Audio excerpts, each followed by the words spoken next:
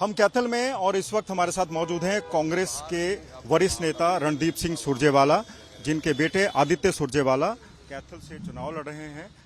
आज मतदान का दिन है। सुबह से ही मतदान केंद्रों पर लंबी लंबी लाइनें लगी हैं। सुरजेवाला जी, सुबह से लंबी लंबी लाइनें कई जगहों पर लगी हुई है, लेकिन हमने देखा कि शहरी क्षेत्रों में थोड़ा सा स्लो और गाँव में ज्यादा मतदान हो रहा है। क्या कारण मानते हैं? देखिए, हरियाणा में शहर हो या गांव, बहुत उत्साह से लोग वोट डालते हैं।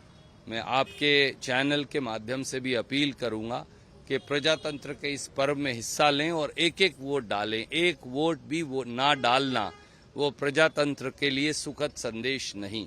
और इस समय जो वोट डल रहा है पूरे हरियाणा में, वो बदलाव के लिए है।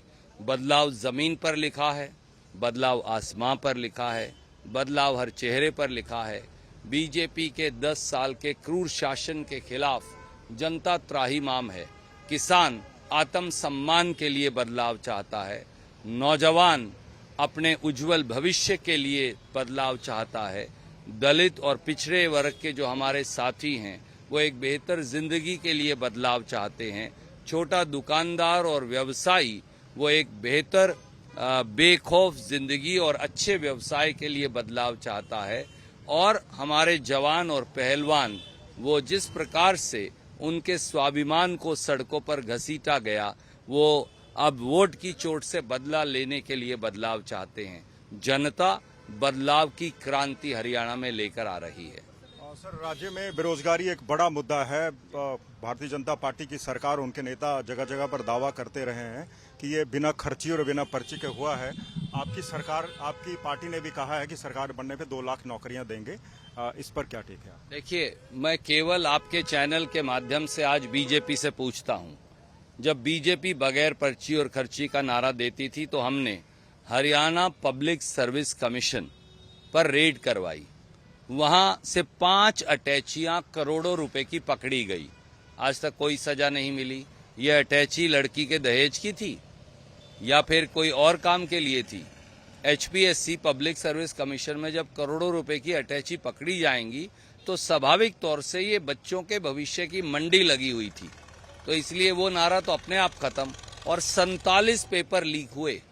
क्लर्क का पेपर लीक हुआ, agriculture inspector, excise inspector, teacher, CET, HCS judicial, ITI instructor, HCS officers, कोई ऐसा पेपर नहीं जो लीक नहीं हुआ।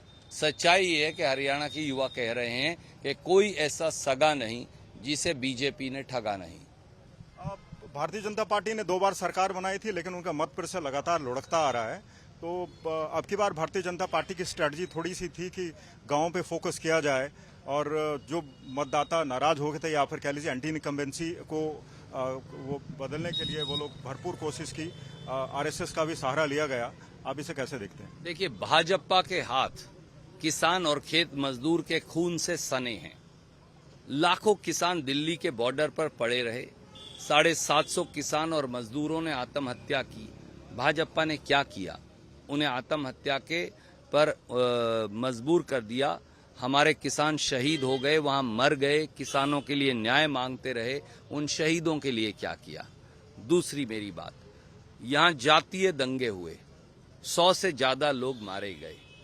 बीजेपी ने क्या किया? चाहे वो डेरा सच्चा सौदा के अनुयायी हों, चाहे वो बाबा रामपाल के अनुयायी हों, उन्हें सड़कों पर दौड़ा दौड़ा कर पीटा। बीजेपी ने ये किया। बीजेपी ने नंबरदार पीटे। बीजेपी ने जो हमारे कर्मचारी हैं वो पीटे। बीजेपी ने हमारी आशा वर्कर बहनों को पीटा। बीजेपी ने नौजवानों को पीटा। बीजेपी ने किसानों को पीटा। वो 750 किसानों की शहादत व्यर्थ नहीं जाएगी। हमारा भाईचारा तोड़ने का ये जो भाजपाई षड्यंत्र है, इसका वोट की चोट से उन्हें जवाब मिलेगा। लोकसभा चुनाव के परिणाम बताते हैं कि कांग्रेस ने कमबैक किया और उसका मत प्रतिशत भी बढ़ा। ये भाजपा का घटा था और हमने देखा था कि जाट समुदाय हो या फिर दलित वर्ग के मतदाता हो, वो कांग्रेस की तरफ खिसक गए। आप भाजपा ने उसके बाद अपनी स्ट्रैटेजी बदलकर कोशिश की है कि इन मतदाताओं को अपनी ओर आकर्षित किया जाए। और क्षेत्रीय 2 पार्टियां, उन्होंने भी 2 दलित समुदाय का खुद को सरोकार बताने वाली 2 पार्टियां हैं, चाहे बसपा हो या फिर आजाद समाज पार्टी हो, उनसे समझौती। आपको लगता है कि जो दलित मतदाता है वो बटेगा या सारा कांग्रेस की तरफ जाएगा? आदरणीय मित्र, सत्ता की लोलुपता सरकार की जवाबदेही और जिम्मेवारी का जवाब नहीं हो सकता। छल और कपट अच्छी सरकार का बदल नहीं हो सकते। ये वो लोग हैं जिन्होंने संविधान को तोड़ने की साजिश की। अगर हिंदुस्तान की जनता 400 से 240 पर बीजेपी को नहीं लाती तो आज तक तो ये बाबा साहब के संविधान को तोड़कर फेंक देते। ये तो लोगों की ताकत है कि ऐसा नहीं कर पाए। आए दिन दलितों पर, पिछड़ों पर, गरीबों पर अत्याचार होता है और उन तीनों ही वर्गों पर क्यों? मुझे आप बताइए, ये कितनी बड़ी मार्केट है। ज्यादातर लोग अग्रवाल समुदाय, पंजाबी समुदाय से हैं। उन्हें क्या मिला? केवल गब्बर सिंह टैक्स मिला, अनदेखी मिली, जाति के नारे मिले। सच्चाई ये है कि कोई भी ऐसा वर्ग नहीं है जिसे बीजेपी से कुछ मिला हो। लोग ठगा हुआ महसूस करते हैं। इन्होंने लूट और लाठी की सरकार चलाई है और अब वो नहीं चल पाएगी। धन्यवाद। कांग्रेस को कितनी सीटें मिलने की उम्मीद कर रहे हैं? मैंने आपसे शुरू में ही कहा कि कांग्रेस 70 से ज्यादा सीटों पर बढ़त बढ़ाई है और बीजेपी 2 का आंकड़ा नहीं छू पाएगी, यानी उनकी 10 सीट नहीं आने वाली। जुलाना में बूथ कैप्चरिंग की कोशिश हुई है सर, इसे कैसे देखते हैं? देखिए, कोई बूथ प्रशासन को मुस्तैद रहना चाहिए। कोई बूथ कैप्चरिंग के अंदर इन्वॉल्व हो, उस पर कड़ी से कड़ी कार्रवाई होनी चाहिए। आप कांग्रेस का बड़ा चेहरा है सर, आप चुनाव नहीं लड़ रहे हैं। सुरजेवाला जी, आप कांग्रेस का बड़ा चेहरा है, आप चुनाव नहीं लड़ रहे हैं। पार्टी निर्णय करे, जो पार्टी ने निर्णय किया वो हम सब ने स्वीकारा। उसका ये मतलब नहीं है कि सरकार चलाने की आकांक्षा नहीं है। हर वो व्यक्ति जिसके पास स्टेट को लेकर विजन है, मुझे लगता है कि मेरे अंदर वो दृष्टि है जिससे मैं हर खेत को पानी, हर हाथ को काम और हर दुकानदार और व्यवसायी को बेखौफ अच्छी जिंदगी, दलित और पिछड़े साथियों को मेन स्ट्रीम में लाकर आगे बढ़ने का रास्ता मैं खोल सकता हूं। युवा जो हमारे बेटे और बेटियां आज विदेश जाने को मजबूर हैं, हम उनके लिए नए रास्ते खोल सकते हैं। पर व्यक्तिगत आकांक्षा कभी भी पार्टी के अनुशासन से बड़ी नहीं।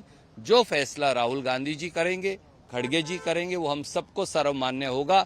ये मैं हुड्डा जी की ओर से भी कह रहा हूँ, शैलजा जी की ओर से भी कह रहा हूँ और बाकी सब साथियों की ओर से। भाजपा को कितने नंबर देंगे सर उसके शासन के? अगर कुछ कापी में लिखा हो, तो नंबर देंगे। ये तो 0 वाली फेल कॉपी है। ये थे रणदीप सिंह सुरजेवाला, जिन्होंने बेबाकी से हमारे सभी सवालों के जवाब दिए। मुख्यमंत्री के पद को लेकर, मुख्यमंत्री के चेहरे को लेकर उन्होंने बड़ा बयान दिया है। उन्होंने कुमारी शैलजा की तरफ से भी, भूपेंद्र सिंह हुड्डा की तरफ से, स्वयं की तरफ से भी अभी अपने पत्ते नहीं खोले हैं। उम्मीद बरकरार है, चाहे भूपेंद्र सिंह हुड्डा के समर्थक उनको भावी मुख्यमंत्री के तौर पर प्रचारित कर रहे हो, लेकिन सुरजेवाला हो या फिर कुमारी शैलजा, उन्होंने अभी भी उम्मीद के रास्ते खुले रखे हैं। उम्मीद है कि कांग्रेस पार्टी हाईकमान चुनाव के नतीजे आने के बाद इस चेहरे पर फैसला लेगा और सभी की नजरें इसी पर टिकी हुई है। कैमरा पर्सन अमन गुप्ता के साथ मंजीत सहगल, कैथल आज तक।